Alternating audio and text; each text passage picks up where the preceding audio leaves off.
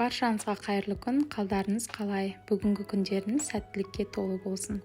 Менің каналыма қош келдіңіздер. Бүгін мен сіздерге осындай керемет дәмді болып шығатын өте пайдалы суға және буға пісетін тағам түрін ұсынғым келіп отыр.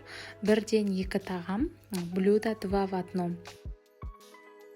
Бірінші және екінші тағам болып жасалады бізде. Ең алдымен ыдысымызға мұздай суға мен сиырдың сүйек етін салып, бір қайнатып, жақсылап көбігін алып, одан кейін бір күн бойы түнге суға салып қойған ноқатымды үстіне саламыз. Одан кейін бүтін жаңағы пиязымызды, чесногымызды, дәміне қарай тұз, қызыл бұрыш, қара бұрыш салсаңыздар болады. Енді отын кішкене азайтып, жай отта бетін жауып қоямыз. Сол арада екінші тағамымызды дайындаймыз.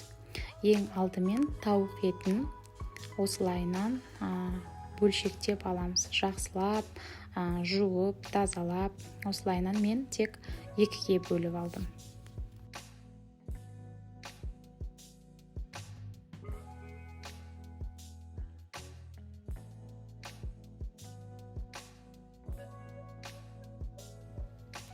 Мінекей тауығымыз дайын. Енді осылайынан тәтті бұрышымызды үлкен етіп турап ыдысымызға саламыз.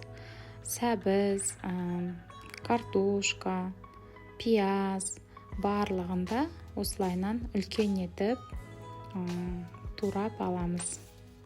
Екінші тағамға өздеріңіз қалаған кез келген көкөніс түрлерін қолдансаңыздар болады. Картопымызды турап болдық. Енді осындай жүгеріні мен осылай бөлшектеп оны да салуды жөн көрдім. Өте дәмді шығады. Мінекей, және де қызанақ қолдансаңыздар болады. Менде үйде помидор черри бар екен, соны қолдандым.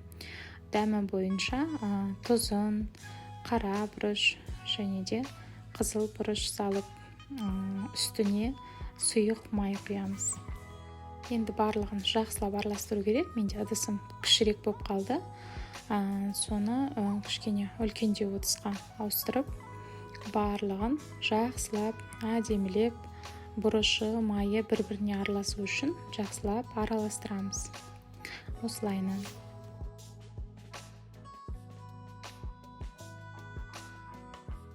Мінекей, менде екінші тағамым дайын десек те болады. Енді жай отта қайнап жатқан сорпамыз, соның үстіне бұл мантаварканың астыңғы бөлігі, үстіңгі ортаңғы бөлігін салып, дискісін қойып, дайын болған екінші тағамымызды осылайынан орналастырамыз.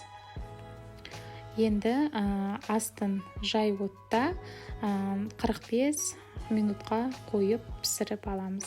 Мінекей, менде дайын болды. Өте дәмді болып шығады. Бірінші және екінші тағам және өте пайдалы. Достар, егер сіздер тіркелмеген болсаңыздар, каналыма кіріп тіркеліп, достарыңызбен бөлісуді де ұмытпаңыздар. Және де келесі рецептерді өткізіп алмас үшін қоңыраушаға да басып кетулеріңізді сұраймын. Менімен болғандарың үшін барлықтарыңызға рахмет айтамын. Сіздермен болған Жанна. Келесі кездескенше сау саламатты болыңыздар.